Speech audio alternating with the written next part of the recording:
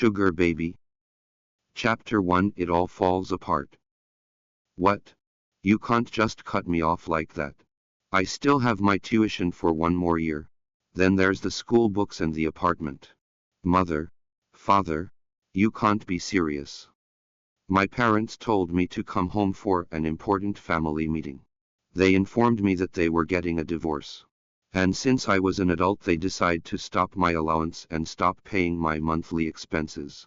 Education also. They gave all kinds of excuses, from their lawyers' expenses, their new families.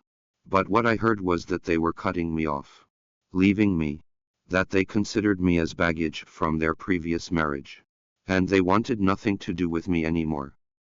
I was never close to them. Well, probably for the first 10 years of my childhood life. But after that, it went downhill.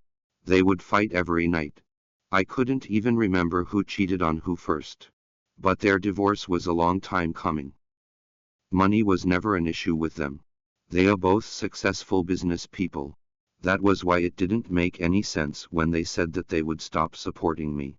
The only explanation was that they were cutting me off, that they didn't want to have anything to do with me. Lorraine, darling, I will move to another state, and so will your father.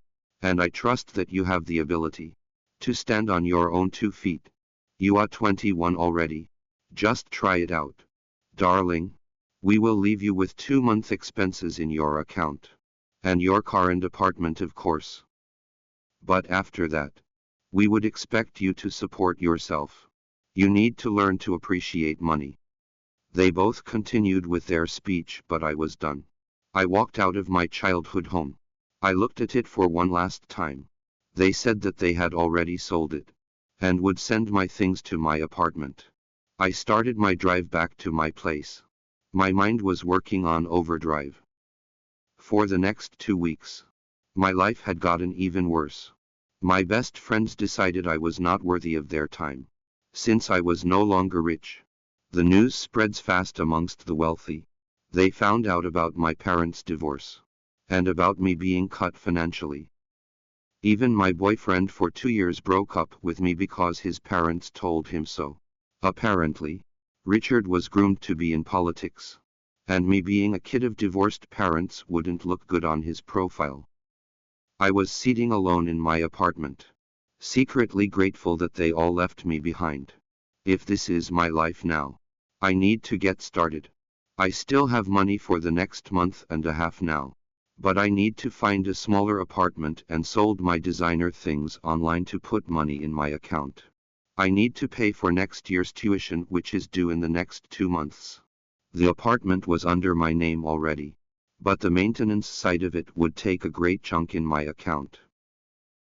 I was cruising on my laptop and already set up my new eBay account. I need to spread out my things and took pictures. But I decided to take a look at smaller apartments first. Maybe I should change my car also. The gas on that thing was life-threatening for my finances.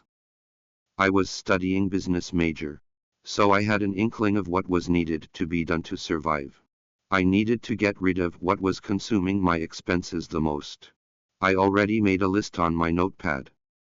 Penthouse apartment, gourmet food, weekend getaway, car gas, beauty spa, weekly therapy, tennis, horse riding, stable for princess. Princess. I finally cried when I thought about Princess. She had been there for me throughout my teens up to today.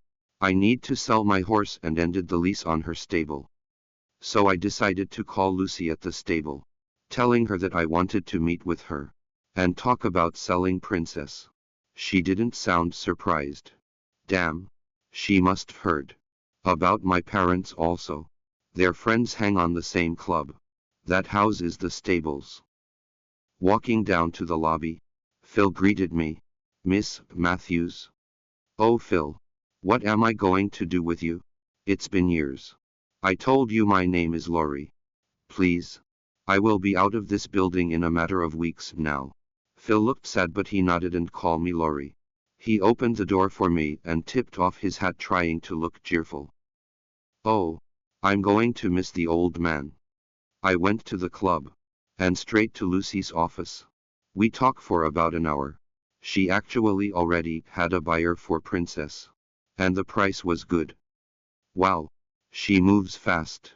So I told her to go ahead with the sale. I went to say goodbye to Princess. I drained my tears as she kept nudging me for the treats that I brought her. I kissed her one last time and walked away. It needed to be done. I can do this. People deal with the worst. I went to the bar and buy one shot of bourbon. To give me strength after crying my eyes out. I was about to leave when a woman approaches me. Do you have time to talk? I might have a business proposal for you. We can change the venue if you'd like. I'm Adriana. She looked glamorous. Sophisticated. I had no idea what she would want with me. What kind of business proposal? Why don't we grab lunch? And talk more. How about I meet you at the bistro across the street? Fewer eyes there. She winked at me as I look at my surroundings. Few people were looking our way. I could see a couple of my parents' friends. With their pity eyes. Okay. I'll meet you in 10. I'm going to get my car. Meeting a stranger in a bistro.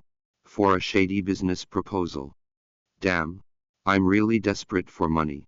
Oh. Fuck it. I'm just going to listen to her. Welcome to download Bravonovel app to read Sugar Baby novel full story online. You can explore more romance novels on Bravonovel app.